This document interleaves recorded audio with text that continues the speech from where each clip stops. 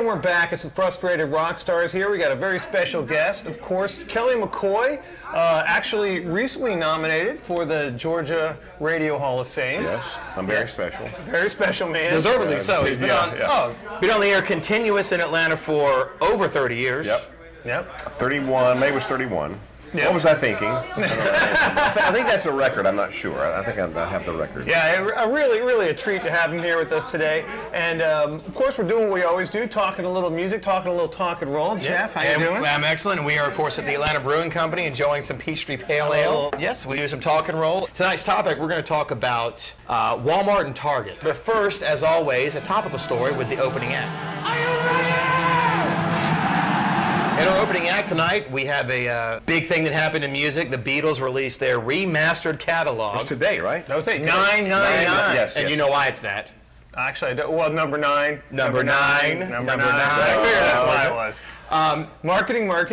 So what do you think? I don't know how many times these have been remastered. Did we really need to do this again? What do you think? Why?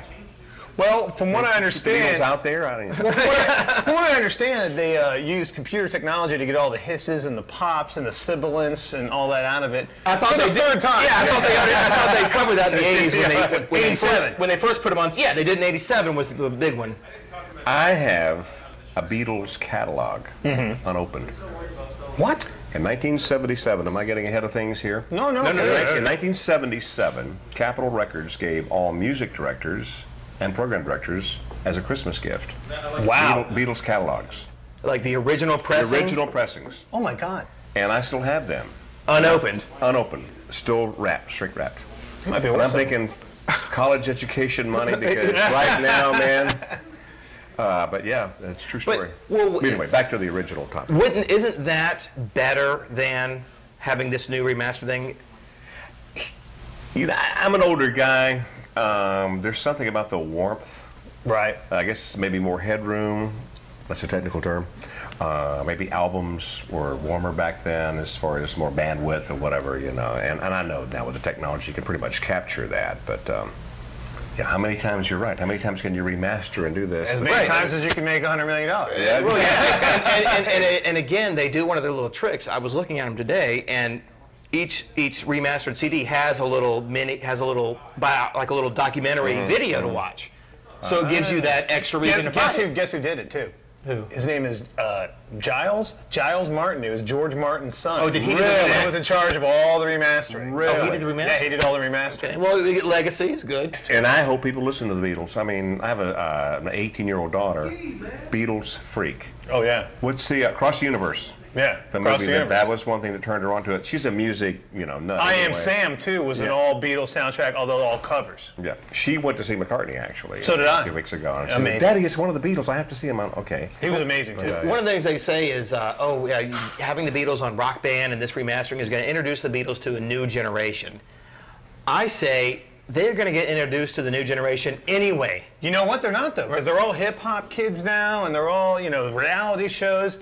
There are kids that love Guitar Hero, that have been playing Metallica Guitar Hero. They're going to play the Beatles Guitar Hero and go, wow, these are good songs. I'm going to get into this band. I really do think they will bring new fans. Maybe Snoop Dogg will sample I Saw Her Standing There. Or I don't know. That's what it takes. I mean, that's what it takes nowadays for kids. They think that, oh, wow, Snoop came up with this great song, but they don't realize it's the same. I think maybe the greatest rock and roll band ever. In my generation, either Beatles or Stones. Right. 600 million people can't be wrong. That's what they've sold, by the way. 600 million records. And now I remember them being on Ed Sullivan, but yeah. Well, I mean, they started everything. Yeah. Concept albums, recording instruments, and we could sit here all day. Well, long hair. Wait another couple weeks, you can make it 700 million. Yeah. Oh, sure. This is going to be huge. All right. This is going to be huge. All right, cool. Well, let's move on to tonight's headliner. All right, our headliner tonight, we're going to discuss Walmart and Target and how they represent 65% of all CD sales. And not only that, they dictate it because if you have any kind of parental advisory label on it, they won't carry it. Right. So you either put out a censored version or you don't get to 65% of America. And people still buy CDs? There are people out there that do. Country? I will. I'll buy CDs. I will buy CDs. I do too. I will do. But I actually go to the little used CD stores to get, but I'm still listening to old music and I want to go get There's a website that I go to. I won't plug it unless you want me to. Oh, yeah. Why not? cdconnection.com. Guy turned me on to. you can buy the originals. This is not, like Fred's Records. This is a Silent Electra, whatever.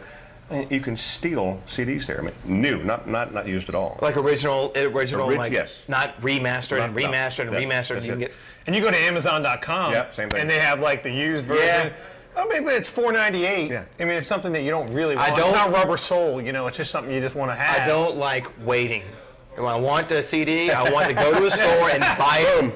I want to buy it right now. It's the anticipation now. Yeah. There's enough anticipation, and I get riled up because I'll go to Best Buy. They don't have Target. No one has it. Right, where can you find them other than there, other websites and stuff?